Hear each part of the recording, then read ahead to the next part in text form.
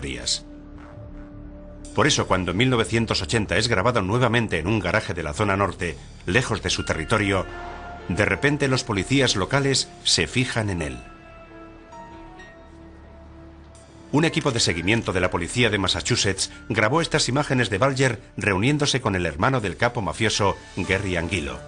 Cuando se pasa la información al FBI, los encuentros entre Bulger y la mafia se paralizan. Es un patrón que se repite una y otra vez. Cada vez que los policías del estado someten a vigilancia a Bulger e informan al FBI, Bulger desaparece. Disponíamos de muchas cámaras y micrófonos ocultos por toda la ciudad. Pero si las hubiéramos puesto a seguir los pasos del grupo de Bulger y Flemmi, habríamos puesto en grave peligro otras investigaciones. Estaba claro que algo extraño pasaba, que había algo que no permitía que se les investigara. Los policías estatales empiezan a sospechar que Bulger está bajo la protección del FBI. Acusan a la agencia federal de dar el soplo a Bulger cada vez que los policías de Chicago lo someten a vigilancia. Y eso ya es algo más que protección. Puede ser corrupción. Entonces nos vimos implicados en un desagradable enfrentamiento con algunos miembros del FBI. El incipiente conflicto entre la policía estatal y la agencia federal cae en manos de Robert Fitzpatrick, recién designado comisario jefe de la oficina de Boston del FBI. Me encargaron que subiera allí, que hiciera una pequeña limpieza y que pusiera orden, porque había habido algún problema. Pero nadie me especificó cuál había sido ese problema. Fitzpatrick entrevista personalmente a Bulger. Quiere comprobar cuánto sabe realmente el gángster irlandés sobre la mafia italiana. Pero la entrevista no es fluida. Mi primera reacción fue un poco visceral. ¿Pero de qué va este tío? Con esa pose de tipo duro, hablando por encima del bien y del mal, y contándome yo he hecho esto y lo otro y lo de más allá. Pero absolutamente nada de lo que hacía para el FBI. Oiga, Whitey, todo eso ya lo sé, pero ¿qué hace usted para mí? ¿Qué hace exactamente para mí? Fitzpatrick recomienda que se suspenda de inmediato el estatus de informante de Bulger. Eso permitiría que las policías locales lo pudieran investigar. Pero Whitey cuenta con singulares amigos. El responsable del FBI al cargo es el agente John Connolly. Y por encima de él está el supervisor John Morris. Cuando Fitzpatrick le propone a Morris que acabe con los beneficios de Bulger, recibe una sorprendente respuesta. Yo le dije, nos vamos a cargar a ese tipo. Entonces él me miró y dijo, no, de ninguna manera. He de reconocer que aquello me puso furioso y le dije, ¿cómo? ¿Qué quiere decir? Que nunca podréis cargaros a Bulger. Y Morris tenía razón. Él y Connolly persuadieron a sus superiores del FBI y les convencieron de que Bulger era demasiado útil infiltrado en la mafia como para perderlo. Fitzpatrick sigue estando en desacuerdo. Había llegado a un callejón sin salida y empecé a pensar que algo olía mal. Las sospechas de Fitzpatrick se ven acrecentadas cuando un día Connolly lo cita para una reunión en este edificio, la Cámara de Representantes de Massachusetts.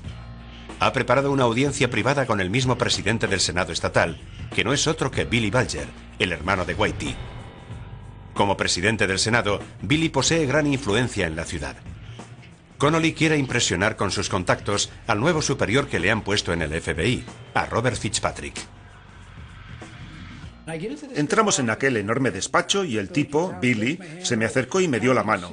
Y me dijo, encantado de conocerte y esas cosas. Y cuando salíamos le dije a Connolly, ¿pero cómo has llegado hasta aquí? ¿Quién coño eres tú? Porque era algo realmente excepcional. Los agentes especiales no hacen esas cosas. Pero Connolly mantiene estrechos lazos con la familia Bulger. Él también se crió en el sur de Boston, y Billy y él aún viven relativamente cerca. Quizá el agente federal esté tratando de ganarse el favor del presidente del Senado estatal, protegiendo a su hermano el criminal. Empecé a darme cuenta de que, Dios mío, resulta que mi colega está confabulando con Billy y protege a su hermano Whitey. Me pregunto qué coño está pasando aquí. Entretanto, la policía estatal de Massachusetts, cansada de esperar, decide incrementar la vigilancia sobre Bulger sin informar de ello al FBI. Ocultar información a la agencia federal es un grave quebrantamiento del protocolo. Los oficiales estatales involucrados van a correr graves riesgos ellos solos. Nosotros tenemos que cumplir con nuestro deber y luego que pase lo que tenga que pasar, y entonces también debía ser así.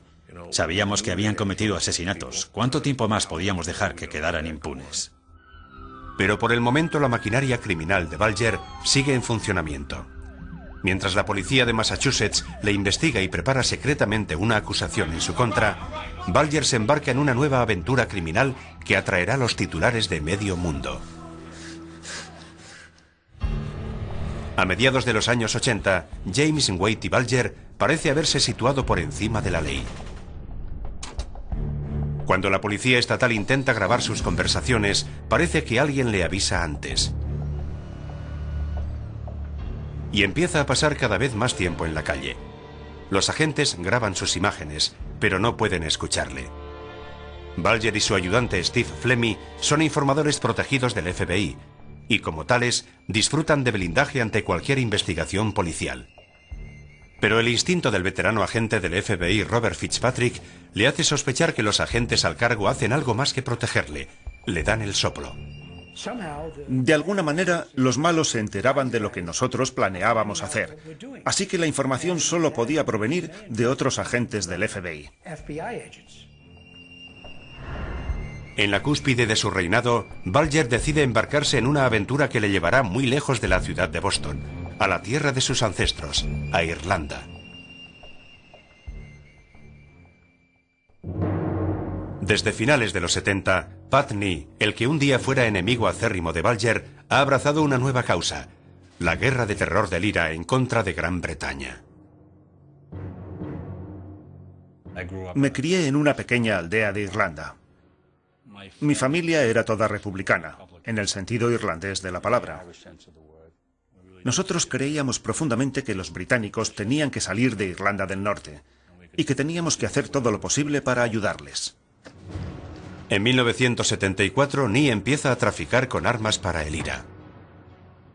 Cada año nos traían lo que nosotros llamábamos la lista de la compra, y aquella lista era cada vez más larga.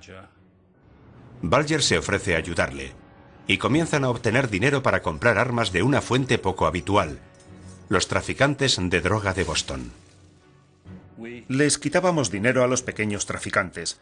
No merecían mucho respeto para nosotros, eran escoria. O estás con nosotros o contra nosotros. Tú eliges. Pero las exigencias del IRA son cada vez mayores. La lista de la compra era cada vez mayor, y nuestro compromiso también. Y entonces llegó el gran encargo. En 1984 el IRA hizo el mayor pedido hasta entonces. 60 toneladas de municiones, rifles, armas, pistolas. El dinero de las drogas paga las armas. Y los traficantes de droga ponen el barco, el Valhalla. Uno de los tripulantes es John McIntyre, un contrabandista de marihuana. El Valhalla se hace a la mar en septiembre de 1984. El plan es traspasar su mortífera carga a un barco irlandés en alta mar y regresar a Boston. Pero las cosas se tuercen. La policía irlandesa desarticula la operación. La operación de descarga del enorme arsenal se ha iniciado al amanecer. Por la tarde, todo el armamento ha sido transportado en camiones del ejército. El Valhalla regresa a Boston, directamente a las manos de los agentes de aduanas.